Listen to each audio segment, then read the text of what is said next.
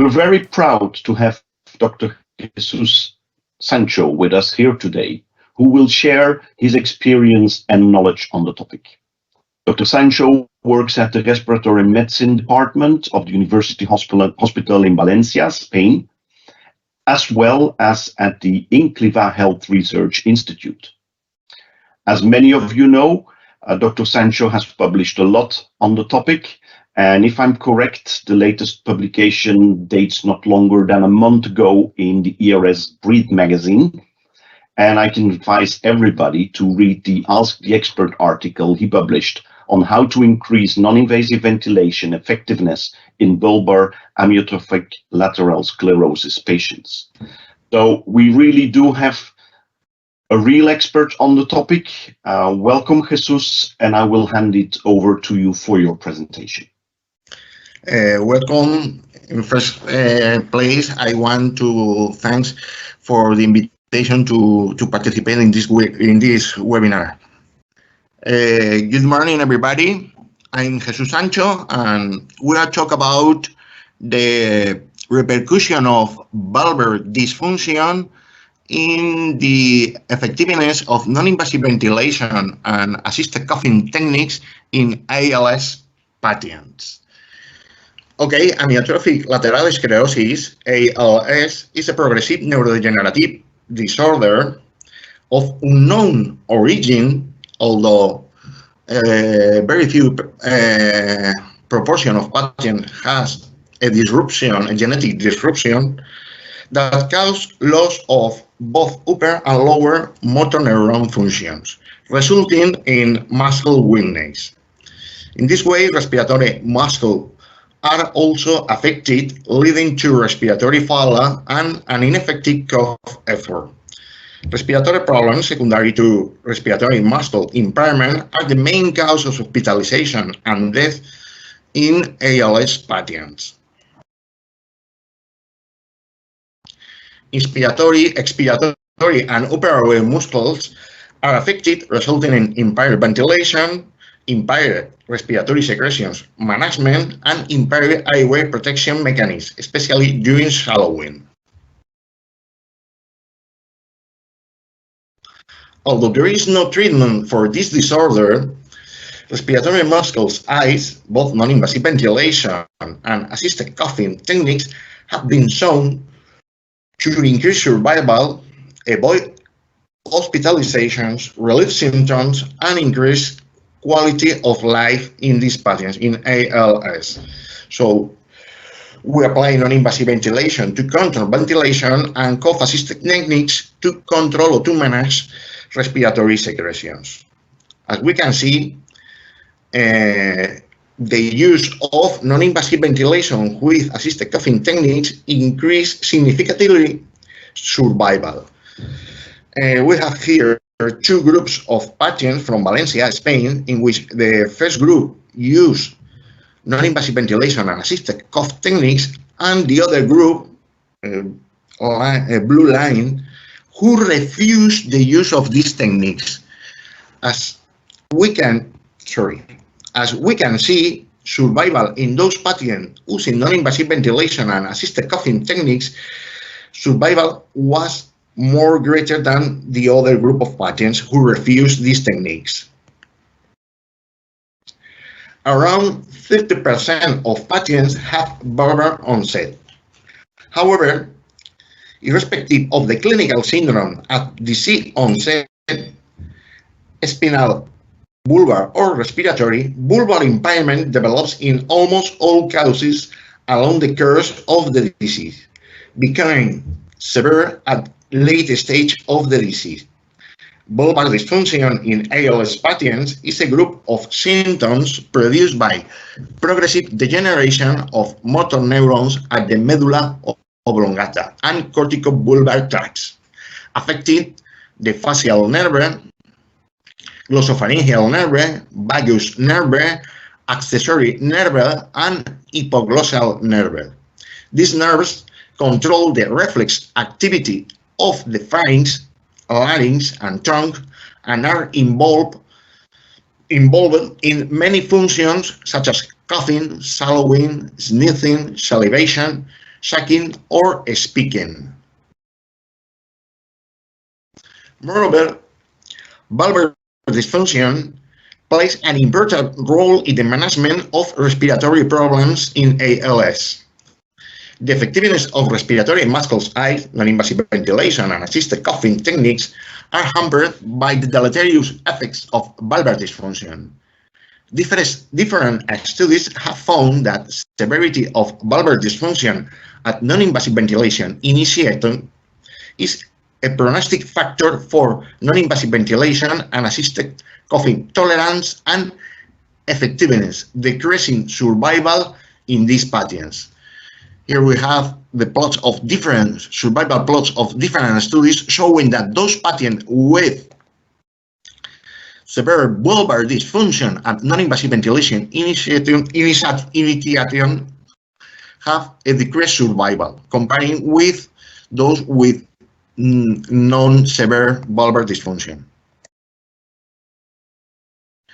So we are going to now analyze what happens with ventilation and what happens with assisted coughing techniques in those patients with severe bulbar dysfunction. We are going to begin with the non-invasive ventilation repercussion. Previous studies have been found that in those ALS patients under non-invasive ventilation who are not correctly ventilated, is to say, presence of nocturnal desaturations, have lower survival than those with no desaturation during night using non-invasive ventilation. One of the main effects of bulbar dysfunction is the presence of obstructive events at the upper airway during non-invasive ventilation, which are one of the main reasons of non-invasive ventilation failure in ALS patients. These obstructive episodes are related to bulbar dysfunction and are associated with a reduction in ventilatory drive, and recently these events have been linked to bulbar upper motor neuron dysfunction and instability in breathing control, triggering central apnea with glottic closure episodes. After correction of air leak in a patient with non-invasive ventilation, in 67% of ALS patients with ineffective non-invasive ventilation, the cause of this ineffectiveness of non-invasive ventilation is the presence of obstructive events. This results in decreased survival and mainly in those who present oxygen desaturation, and even more in those patients with no oxygen desaturation under non-invasive ventilation during need, as we can see in a study presented by Pete Salpeter team, in which those patients with no desaturations but with obstructive events have lower survival than patients with no obstructive events. Several mechanisms have been proposed as predisposing factors of increased upper airway collapsibility in ALS patients during non-invasive ventilation. For instance, the degeneration of corticobulbar tracts, hypoglossal and glossopharyngeal nerves, and produce a decrease in strength and tone of the tongue of and pharynx, is to say, the degeneration of these corticobulbar tracts, this degeneration of glossopharyngeal, hypopharynx, and hypoglossal nerve decrease the strength and tone of the upper airway muscles. Moreover, chronic irritation of the surface of the pharynx, the propensity of upper airway to collapse at low lung volumes, and the interstitial liquid redistribution at upper airway overnight could contribute to upper airway collapse in ALS patients under non-invasive ventilation. In other words, non-invasive ventilation may induce the presence of upper airway obstructions. Moreover, a reduction in PaCO2 due to hyperventilation and the change in thoracic afferents can produce a decrease in ventilatory drive, promoting an apnea with glottic closure.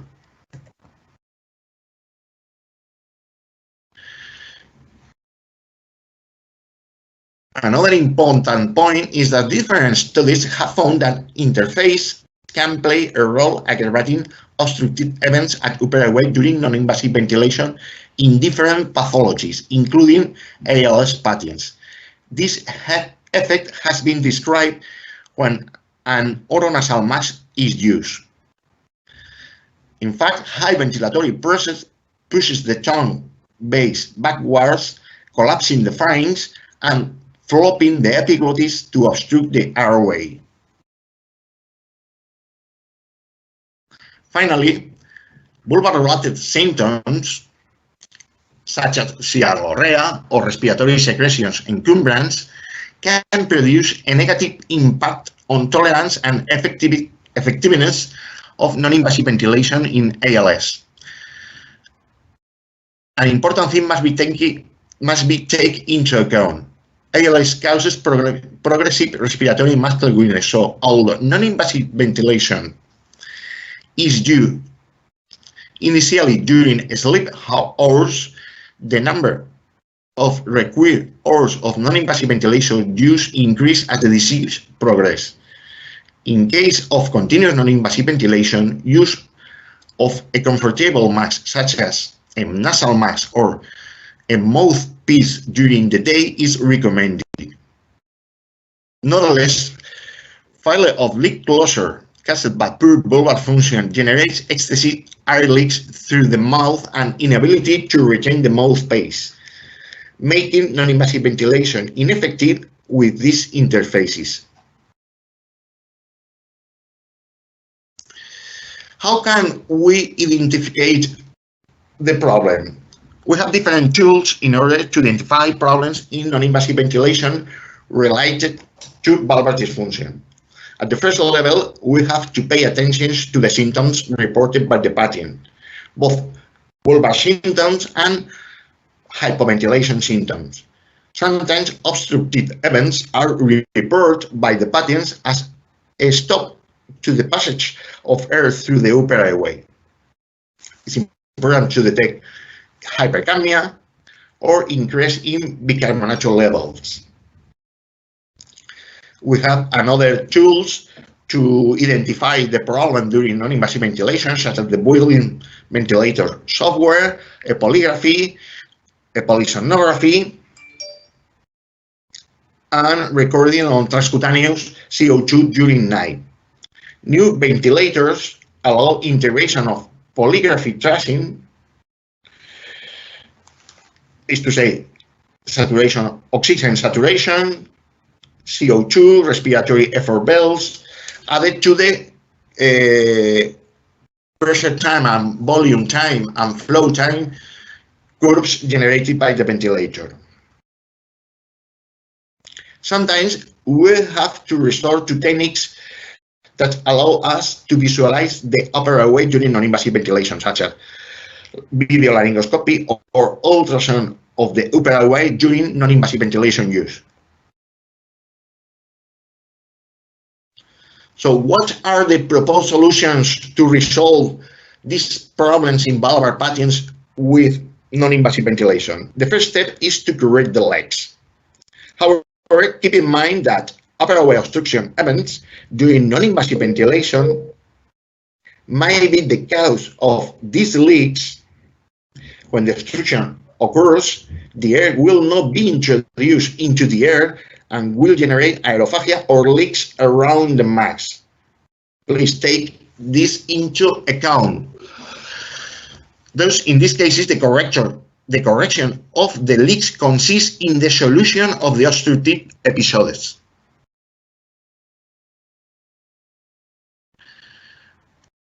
In the cases in which obstruction is related to overventilation, the solution obviously is decreased ventilatory support. When the obstruction of upper airway during non-invasive ventilation is a consequence by the use of an oronasal mask, the proposed solution is switched to a nasal mask. In those patients with important orofacial muscle weakness with inability to keep lips closed using nasal mask, making the ventilation ineffective due to air leaks. The addition of a chin strap can reduce the number of air leaks through the mouth. However, in those cases in which, despite the use of a chin strap, leaks are significant, some authors recommend reducing inspiratory positive airway pressure in ventilator by using an oronasal mask, with the theory that this approach could decrease the possibility of backward movement of the tongue.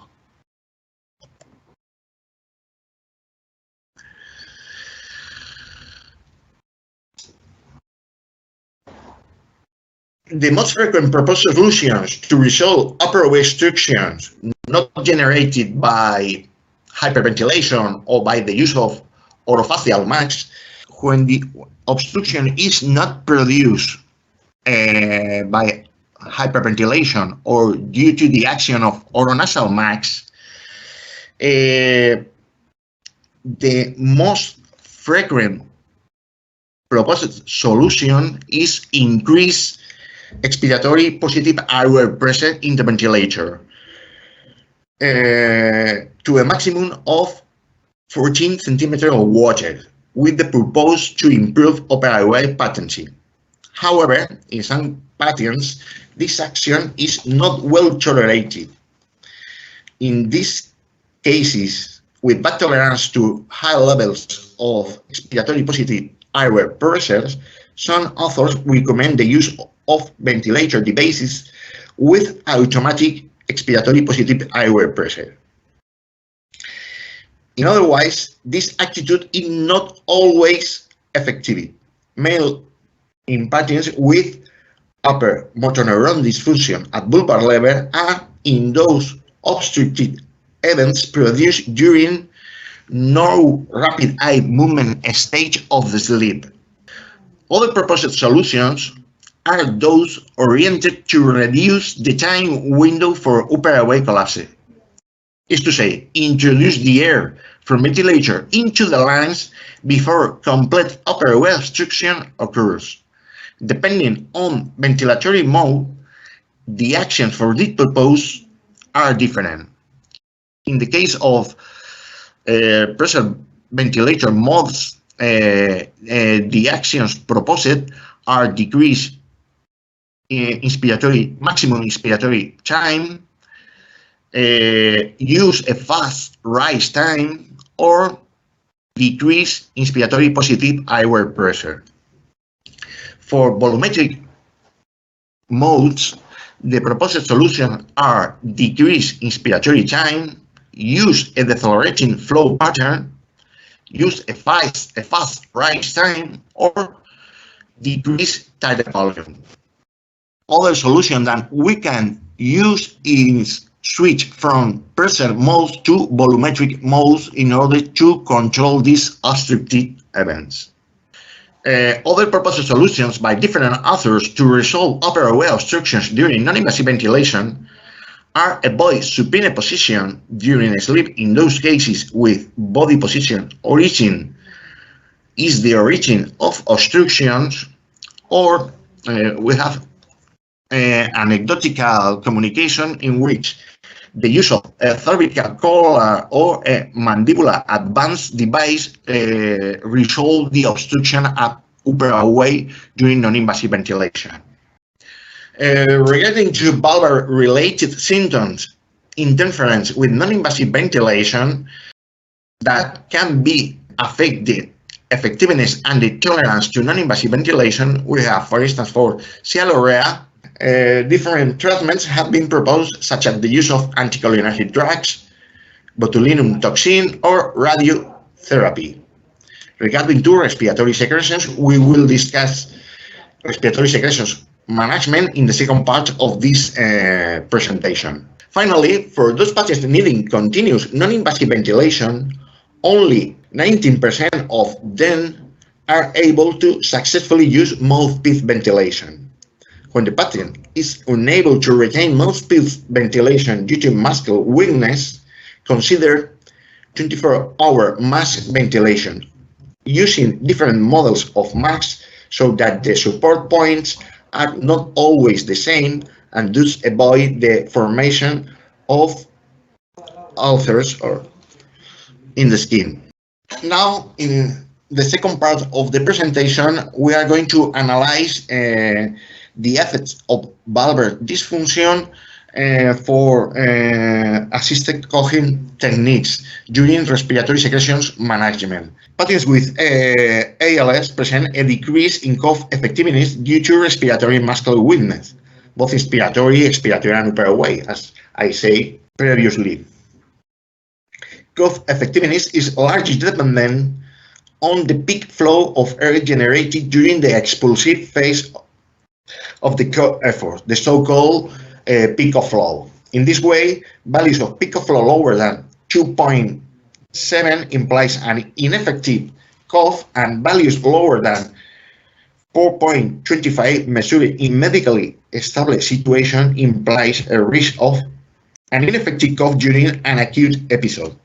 Recently, in an international workshop sponsored by the European Neuromuscular Center, guidelines has been proposed to assist cough in neuromuscular disorders according to the severity of respiratory muscle weakness. In this way, different techniques can be applied to assist inspiratory muscles, expiratory muscles, of both, depending on the severity of the respiratory muscle weakness. We have techniques that assist inspiratory muscles during a cough effort. The objective to assist inspiratory muscles during the first phase of the cough effort is to achieve a maximal insufflation capacity using insufflations provided by a manual resuscitation bag, a ventilatory device, or a mechanical inexsufflation device using only the insufflation cycle, or with a glossopharyngeal breathing. Maximal insufflation capacity is the maximum volume of air that can be held by maximal air stacking, consecutively delivered volumes of air held with a closed glottis. The main limiting factor of this technique, obviously, is the bulbar function. In these cases, the air go into the lungs and we are unable to retain into the lungs, so the air go out the lungs. In this way, in those patients with severe bulbar dysfunction, maximal insufflation capacity no longer exceeds vital capacity because due to loss of glottic closures, and patient cannot air stacking. In these cases, with severe bulbar dysfunctions, we can assist cough with the lung insufflation capacity. That is the maximum lung volume achieved by passive insufflation. Lung insufflation capacity provides greater volume of air than vital capacity and greater assisted peak of flow than unassisted. So, in these cases with patients with severe bulbar dysfunction, is an alternative to the lung volume recruitment using maximal insufflation capacity. So, lung insufflation capacity or lung insufflation, both with lung insufflation capacity or maximal insufflation capacity, followed by a spontaneous expiratory maneuver, assists inspiration. Improved vital capacity and peak of flow compared to baseline is more effective in the absence of scoliosis. However, this technique are limited by bulbar dysfunction and thoracopulmonar compliance. Expiratory eyes are a group of techniques that aim to further enhance cough effectiveness through manually assisted during the expiratory phase of cough, or using only the exsufflation component of mechanical inexsufflation. Is to say, we are going to assist the expiratory muscles. We are going to assist the expulsive phase of a cough effort by using a manually assisted cough or by using the exsufflation in the mechanical inexsufflation. Assisted expiratory muscles in order to increase intrathoracic pressure and or respiratory flow. However, produce an increase in peak of flow and needs a coordination with the patient. Finally, we have the techniques oriented to assist inspiration and expiration. In this way, to assist inspiration and expiration during a cough effort, we use the combination of the previous described techniques, is to say, air stacking, maximal insufflation capacity, or passive insufflation, followed by manually assisted cough. This approach is able to increase peak of flow even more in patients with valvular dysfunction. We can see that in this study by the group of pit salpitured, in which in those patients with valvular dysfunctions, these techniques can improve peak of flow compared with non-assisted cough effort in patients with severe valvular dysfunction. However, in those patients with more advanced disease and more severe respiratory muscle weakness, these previous techniques are not able to achieve an effective assisted peak of flow, being recommended the use of mechanical inexsufflation for these patients. Also, in this technique, the factor that limits the effectiveness of this technique is the severity of valvular dysfunction. Valvular dysfunction generates episodes of upper airway obstructions that decrease the effectiveness of mechanical assisted coughing or even render it ineffective. These obstructive events occur during insufflation, mainly at the glottic level, as well as during exsufflation and hypopharyngeal level. Tina Andersen, using a nasofibroscope during the application of mechanical assisted coughing, has described the different patterns of upper airway response. These patterns are adductions of two vocal folds during insufflation, with paradoxical movement of two vocal folds during inhalation, creating either a slim glottic opening or a total closure of glottis, a medial rotation of the cuneiform tubercles accompanied by considerable adduction of ariepiglottic folds during insufflation, a retroflex movement of the epiglottis, a background movement of the tongue base during insufflation, or a severe hypopharyngeal narrowing during exsufflation. It has been shown that glottic clore episodes during insufflation are more frequent in those patients with upper motor neuron dysfunction predominance at bulbar level. Perhaps this fact may be related with the hyperreflexia that is characteristic in those patients with degeneration of upper motor neuron. And hypopharyngeal constriction is more prominent in those patients with lower motor neuron dysfunction predominance at bulbar level, perhaps related with the hypotonia. Two aspects must be taken into account related to these obstructive events. In first one, obstructive episodes are more evident the higher or more negative in the cases of exsufflation pressures are used, and secondly, as the disease progresses and bulbar involvement worsens, upper airway obstruction events are more frequent. With all of this, in order to achieve an effectiveness of the technique to adequately manage secretions, nowadays it's recommended to individualize the parameters in the mechanical inexsufflation devices. Two techniques have been described to adjust the parameters. The first one is the visualization of the upper airway behavior when applying mechanically assisted cough by fiber optic laryngoscopy. And the other one is the analysis of the waveform generated during the technique. In the first procedure, a video recorded transnasal fiber optic laryngoscopy is used to visualize laryngeal response patterns during mechanical insufflation.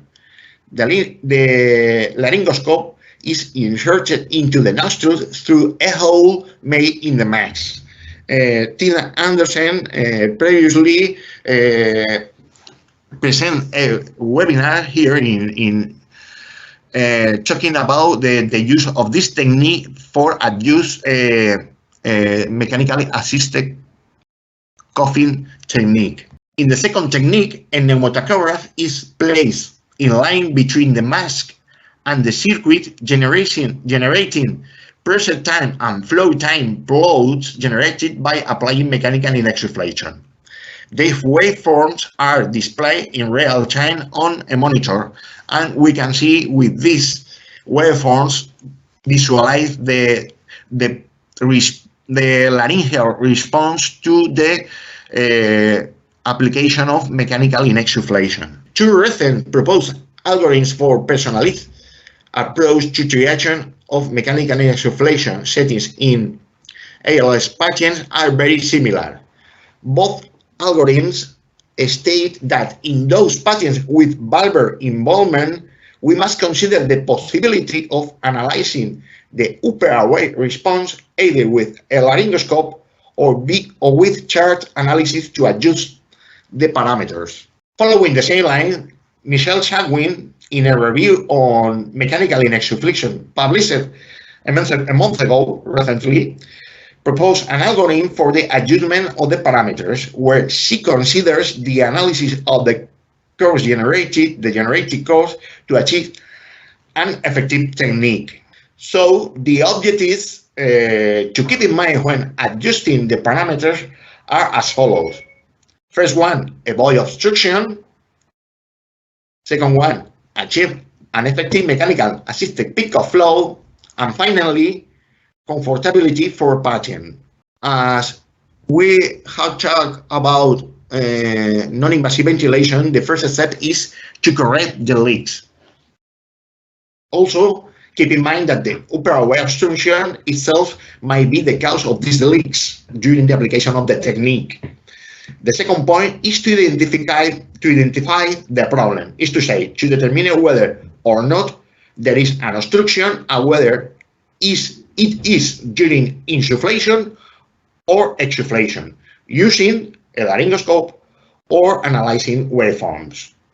If an obstruction is detected, we can avoid it, decreasing the pressures, both in insufflation or exsufflation, depending where is the obstruction. And in addition to this, another proposed measure is to change the insufflation flow. Finally, we must adjust insufflation and exsufflation times, searching comfortability for the patient. In conclusion, bulbar infusion is the main factor limiting the effectiveness of non-invasive management in ALS patients.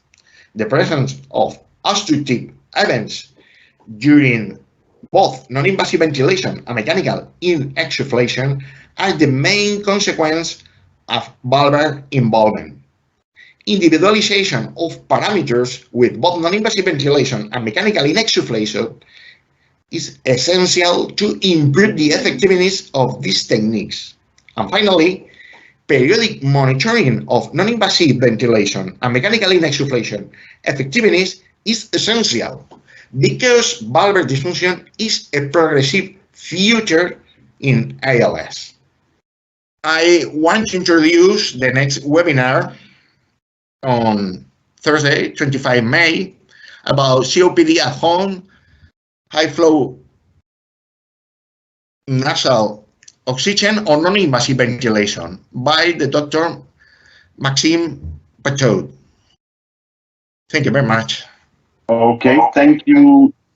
Thank you very much, Dr. Sancho. It was an excellent presentation. So thank you very much for that. We have a couple of questions. I think we have like 6-7 questions here on the line.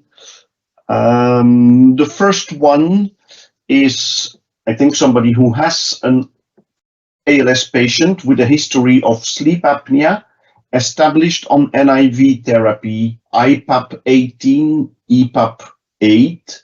And the question from this attendee is if an APAP of 8 is acceptable for daytime use. I think so. However, the obstructive events in ALS patients are more frequent during night, during the patient is asleep. Generally, during day is recommended use lower values of expiratory APAP, and more elevated values of EPAP are recommended when during night, when the patient is sleeping. Okay, I'll drop a second question on the same topic as it just came in. It's a question where somebody asks, I would like to ask about the use of ZEEP, zero PEEP, in ventilation for bulbar ALS. Have you experience with it? Zero PEEP. Oh, zero PEEP. Okay. Depending on the ventilatory mode. For instance, I use volume assist control ventilation in ALS patients. In these cases, usually I use zero PEEP, except in those patients in which obstructive events are present during non-invasive ventilation, and these obstructive events are corrected adding some value of EPAP.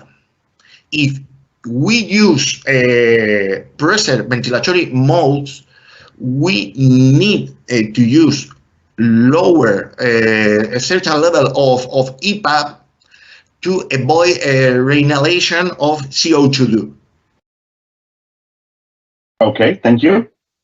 Another question here online. It's from Tina, and I'll just say that because it's a wonderful presentation, Jesus, she says. Thank you for sharing your endless knowledge about this topic. And the question is, if during NIV, short rise time is recommended, and during MIE, mechanical insufflation, longer rise time is recommended. They are opposite of each other, even if it's a question of positive pressure for both. What is your reflection on that issue? Yeah, thank you, Tina. I'm agree with you. Also, I don't understand, but during non-invasive ventilation, I want to introduce the air into the lungs before the obstruction is produced. So I use a faster rise time. So this situation should be the same using mechanical inexsufflation. However, in my experience, I can resolve the obstruction episodes during mechanical inexsufflation using a slower rise time than faster rise time. I don't know why. Okay, yeah, interesting. There's still quite some room for research and investigation there, and future patients can only benefit from it. Sorry. Michelle thanks you for a wonderful presentation and asks if you think we should be using exsufflation alone, as this is not used despite the study from Naveed Mustafa.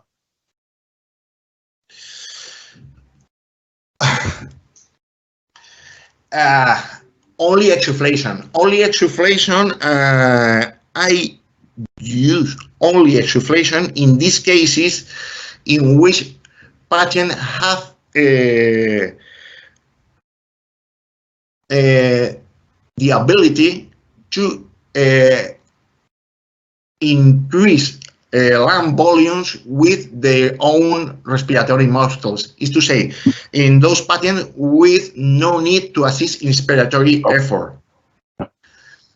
However, in those patients in which have inspiratory and expiratory muscle weakness and is a rapid and progressive disease, I think that the first option of treatment is used directly the mechanical insufflation, assisted both inspiratory and expiratory muscles. Okay, thank you. We have 3 more questions here on the chat. In your experience, what number of patients are failing NIV, and what is your strategy in that case? We have two options.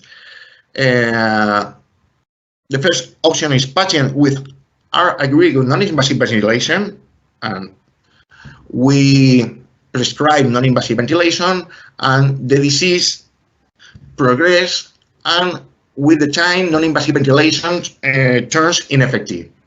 In these cases, we have 2 options in order to sustain or to maintain the life of the patient, to support the life of the patient.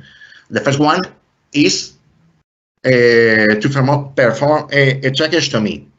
If patient refuses a tracheostomy, the only option is a palliative care. And the second point is those patients in who we offer non-invasive ventilation, but patient refuse the treatment. This suppose around 12 in our patients, in my experience, around 12-15% of the patients. In this cases, we have also the 2 options, or tracheostomy, or if these patients refuse tracheostomy, palliative care. Yeah, clear. Also a question here, somebody says, the long recruitment bag you showed is not much used in our country.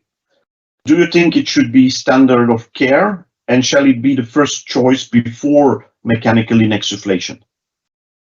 As we say previously, I think because the ALS patients have a rapid and progressive disease, perhaps the first choice of treatment will be mechanical insufflations. Lung volume recruitment techniques, it could be a good option in this situation or in those countries in which mechanical insufflation will not be available. Okay, just a question, personal question from my side. Do you think it can be done with the normal resuscitation bag, or is there any specific equipment required? I usually use a resuscitation bag. Conventional resuscitation is more cheap and is very easy to use. Then the last question here on the chat. You have published recently around the use of oscillations during MIE. What is their place and utility in this patient group? And maybe that's a question which triggers another webinar, but... Okay, in our studies, we performed 3 studies. One in medically established situation, applied in a non-invasive way, and 2 studies, long-term studies, one applied in non-invasive way, and the last one study through a tracheostomy. In all these studies, we have found that the use of oscillation added to the mechanical insufflation don't increase survival, don't increase number of respiratory infection, don't increase number of hospitalizations, and don't increase the number of invasive techniques needed to remove tenacious secretions and mucous plaques. So I think with our studies, we think that the oscillations have a little effect over the management of respiratory secretions when we add to the mechanical insufflation. However, we need, again, more studies to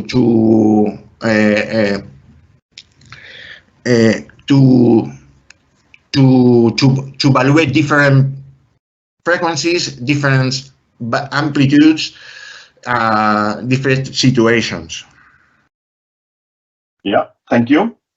That was the last question of the day. So I would, of course, first of all, like to thank you, Dr. Sancho, for this excellent presentation. I think it's really has shown some hands-on, and people probably, as of this afternoon or tomorrow, can apply some of those tips and tricks into their daily life and daily work.